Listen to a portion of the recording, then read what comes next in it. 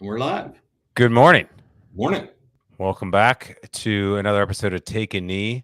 I'm Scott Tucker here with Mike Wallace from Blue Water Advisors. And this is on the Military Retirement Blueprint YouTube channel. We're already up over 1,500 subscribers, Mike. It's been Are we really? kind of growing. I mean, on that channel with all the other videos and stuff that I've had up there, Yeah.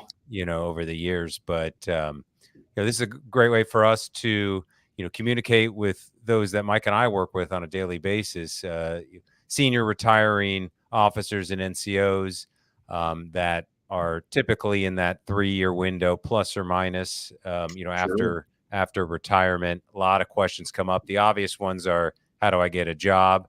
And then after that is, hey, how do I kind of do this next job after I've landed for a bit? And then, all that is about income. And so when you have your military benefits at retirement, you got some questions around things like survivor benefit plan, what to do about life insurances, and maybe if you got questions about your thrift savings plan. So that's what we do at US Vet Wealth, and why we work together so closely with Blue Water Advisors to help those going through that situation, make some of those decisions quicker and easier. Already have a network to tap into with Blue Water, and then come and join us on the show where you interview people periodically, get their insights on their transition, let them Reach out if you got a talk story to about share. Yeah, we'd love to things have you they're on. doing.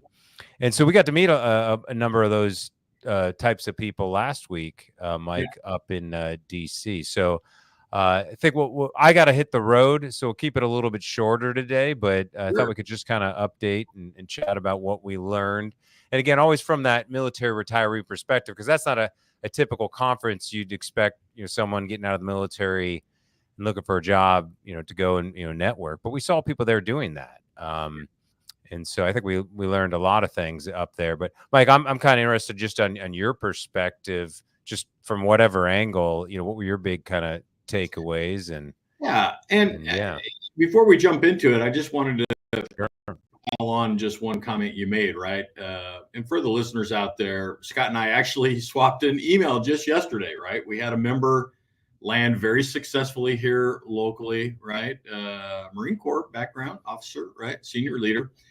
And he immediately, he's only been there for a few weeks, and I kind of chuckled because I think our members listen, Scott, to the message about, hey, revenue coming in. This is what your life is going to look like. How do you build the war chest? How do you protect it? What is your tax strategy going to, we touched briefly on that, but that's the reason that we build trusted, valued relationships, right? Pre-vetted relationships that we have with you, right? And so the individual reached out and he says, oh my gosh, I remember what you were talking about. I remember we had this conversation, but now I'm living it. Hey, who are these resources again? And how do I establish comms with these person, right? And that was the email that I kind of sent back to him that you and I were talking about, right? That we kind of, connected these individuals up. But it's a real thing, right? When you step into it and you are fully retired, right? And then you're stepping into drawing additional revenue, right? Your life is going to change a little bit. And that's kind of a wake-up call. But we've got those relationships. Yeah, it's a good problem to have, right? I mean, it may be full of a little bit of frustration, but, we keep it in perspective, right? It's a good problem to have. So, but anyway, quick segue, right? I enjoyed it, Scott, so it was Service Academy Global Entrepreneur Summit, right? And so SAGES, SAGES. I see you going through the acronym in your head just like I was, right? Wow, was very pleasantly surprised, right? And you and I have talked a little bit on the drive up and the drive back, but just the caliber of people, all service backgrounds, all types of entrepreneurs out there that are starting businesses, all kinds of lessons learned, everything from, heads up, how to keep your IT, your platform safe from attacks, right? And some basic, housekeeping rules there. Thought those discussions were very helpful. All the way out to, I loved the openness. A lot of individuals are saying, hey, I've tried this. It did not work. It failed. I'm on my third attempt, but we're going to stay at it. those were interesting stories too, right? And just everything underneath the sun. There were, you want to talk about scale, right? There were large efforts that were well funded, right? I think you'd agree, and that were scoping and scaling rather rapidly. And then you had everything under the sun, from individuals passionate about nutrition who wanted to build a nutrition app, who were at the very infancy of the beginning of that, right? So full spectrum of just sharing of ideas and insight and everything. I thought it was just really great, Scott. And the number of support organizations that absolutely. were representing there, like Yeah. MOA, of course, the alumni associations. But it was, it was another, for our audience, the kind of that senior. I mean, there's a lot of veterans organizations and networking events and stuff, but they're usually designed for the younger crowd, the people that have only been in, got out at the 5 or 10 year mark, and that's fine. Of course, those resources are needed, but there isn't as many resources like that for that kind of more senior crowd. So, and we should give our good friends now at Adams Keegan, right? Keegan Adams. They headlined the event, right? Mm-hmm. And events like this just aren't possible without organizations stepping up and investing in that experience. And so, got a chance to kind of meet Trevor and Ty, and then Joe Rizicchia from the team there, right? And it was just great, right? Meeting that team, understanding a little bit about what they're plugged into. And the thing I don't know that resonated with me, Scott, is at the end of the time there, right? Everybody was excited about, next year and what that was looking like and the future growth of this, right? And there was just a lot of value. I personally have already received several emails from a lot of the connections that I made. And for our members on the Blue Water side, there's organizations out there that are very interested in what we're doing, that want to stay plugged in for the betterment of all of our members, who are looking for individuals like the pedigree of our membership, right? So that just means expanded opportunity, that people are watching us and they're happy to share with us opportunities, right, that are really exciting to consider, that we in turn share with our membership for interest. And the great thing about that is, if there is interest from our membership, it's a very smooth handoff. It's not through, and our members will chuckle, they hear me say this all the time, don't approach companies through the friction-laden HR talent acquisition world, right? I mean, that is just wrought with just friction, right? And gatekeeping. And it is just a challenge and a half. In other words, just bypass it, man, and go and start networking with those hiring managers and those decision makers who want to have the conversations with the talent, right, that are available, and let them advocate for you on the inside. That is absolutely what we prescribe. And meeting, I think you would agree, we met a lot of those individuals that fall into that second category, right? I got a thought to caveat on that, but sorry, I accidentally locked Jen out. I got to go open the door. I'll be right back. Okay. All right. Well, I'll just keep talking. But yeah, no, it was, for the listeners out there,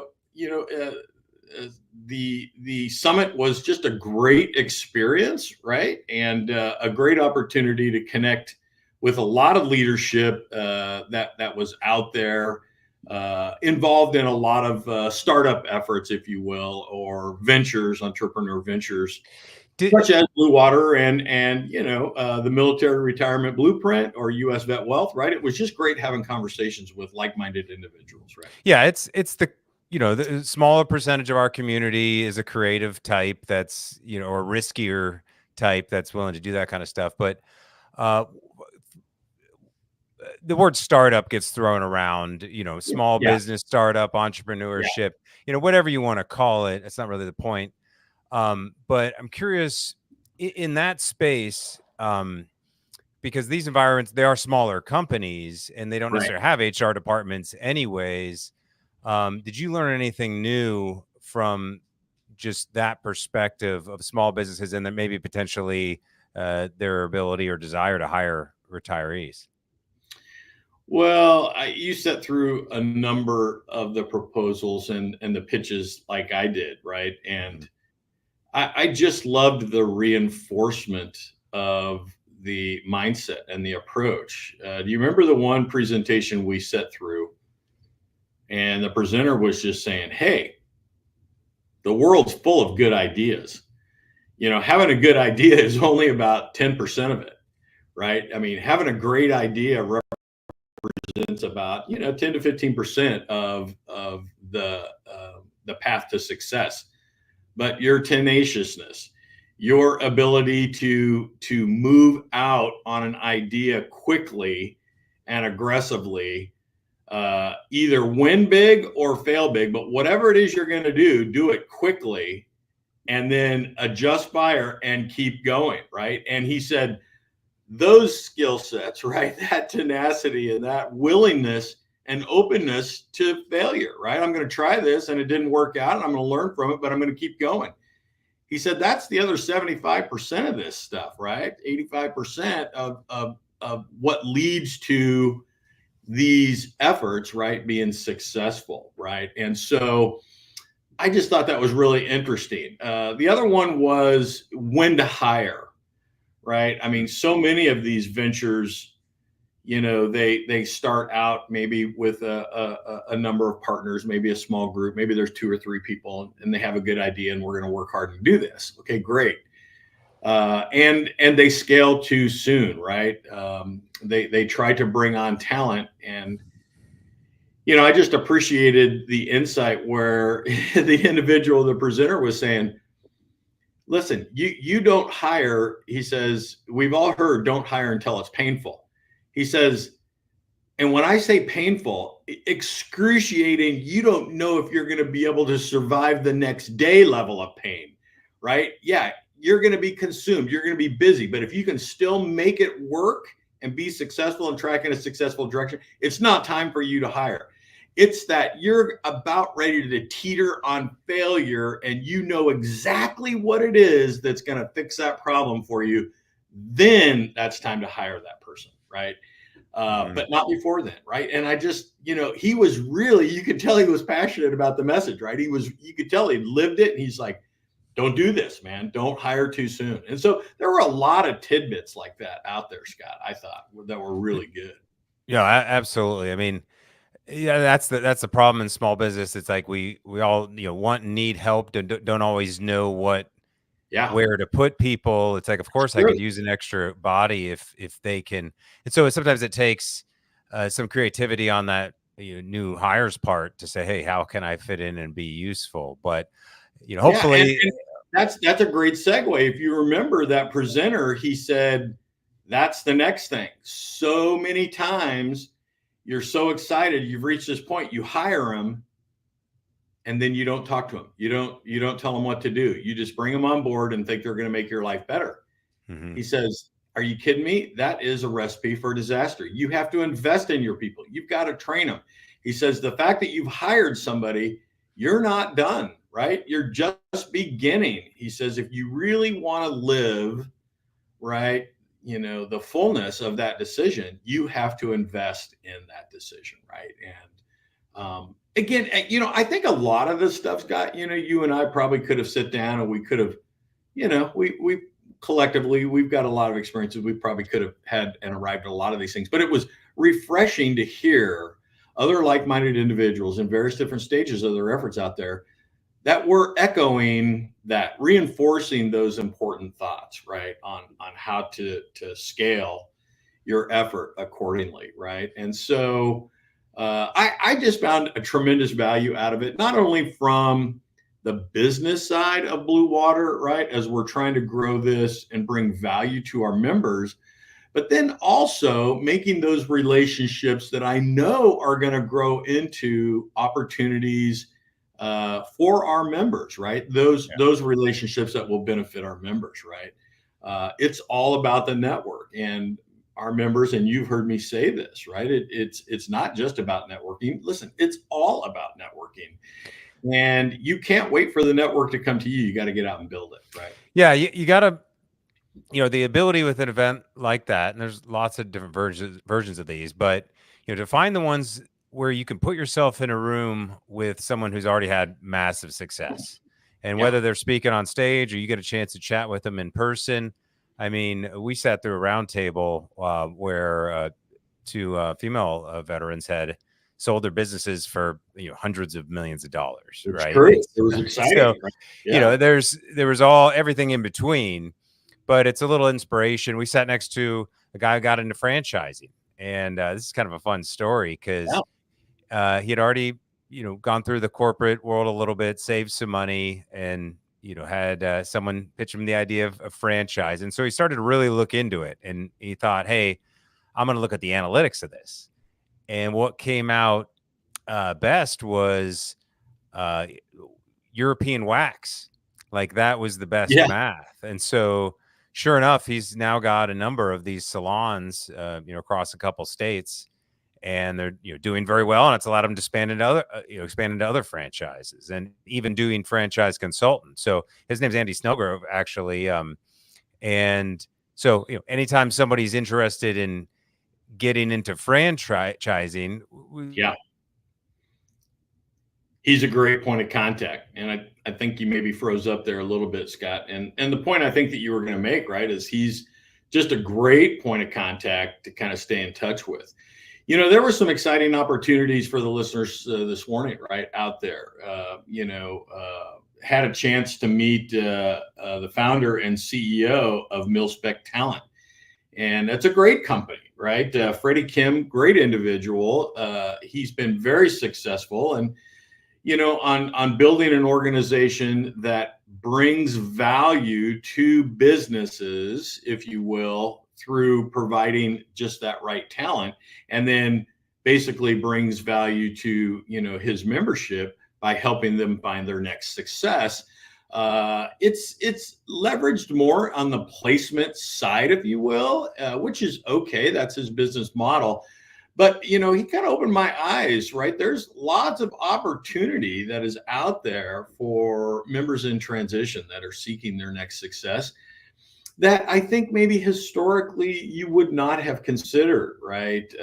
For example, right, there's a big move afoot out in the space, private equity money, venture capital money, scooping up a lot of, and I'll call them trades businesses, right? Scott, you're back. Okay. So I was just talking about meeting Freddie Kim, right? The CEO and founder. Does he know anything about internet connection?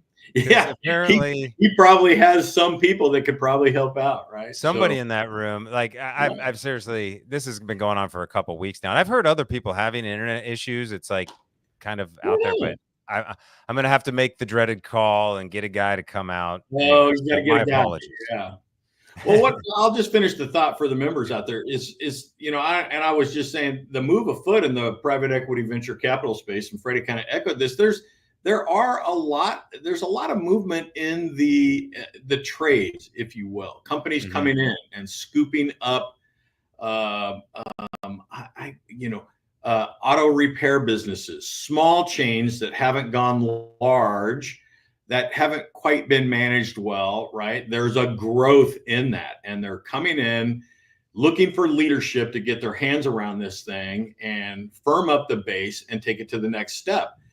A roofing company, AC, repair company, right?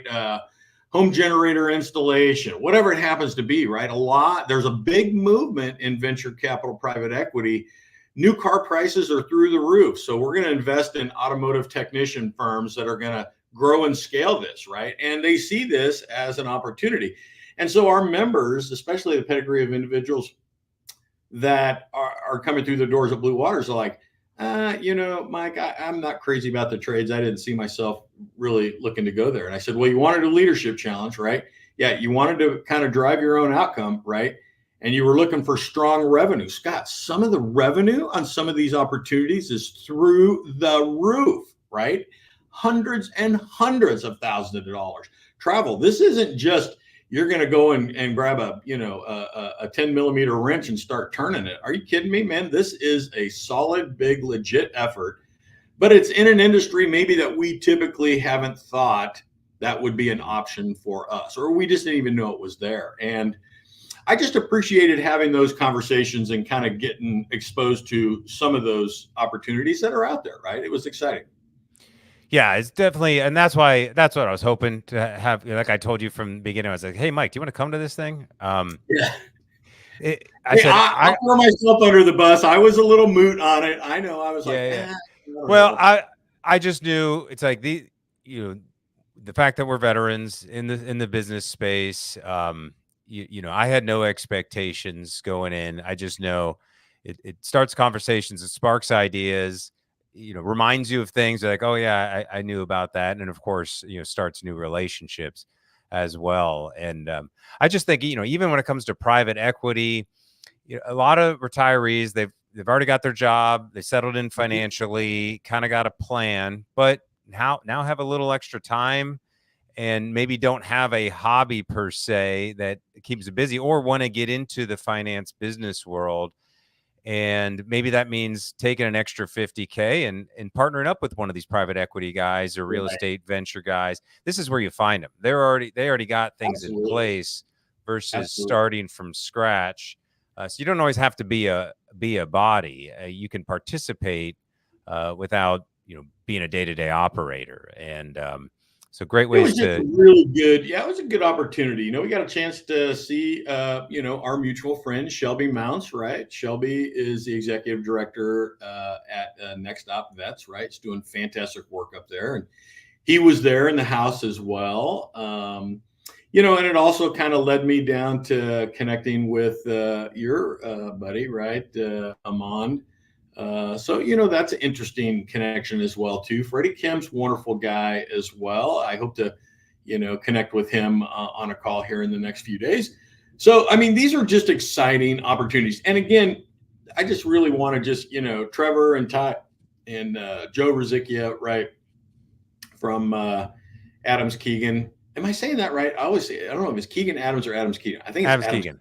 Yeah. Okay. So just super supporters of the whole event and effort. They weren't the only one there, but they certainly were doing a lot of the lion's share. And so if they're listening, or they do listen in, thanks again for dinner, you guys. It was wonderful. Wednesday evening as we were wrapping up the event, right? It was just fantastic, right? Just get a chance to kind of connect and just understand a little bit about what they're plugged into. But I loved how they took interest in what we're trying to do as well, Scott, right?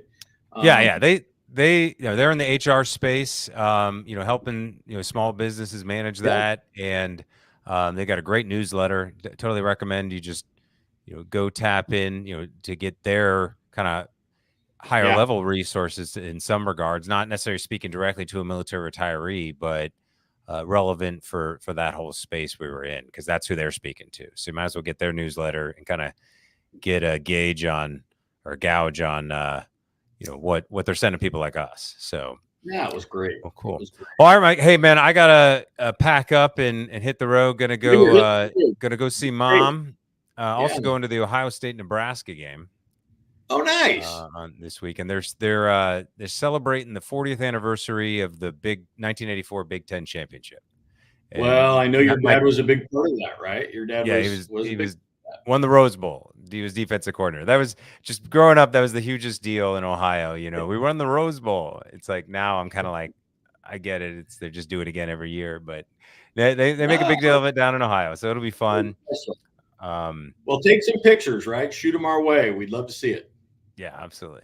All right, man. Well, I'll touch base with you when I get back. And thanks again, everybody. We'll talk to you next week. Have a great day. Cheers.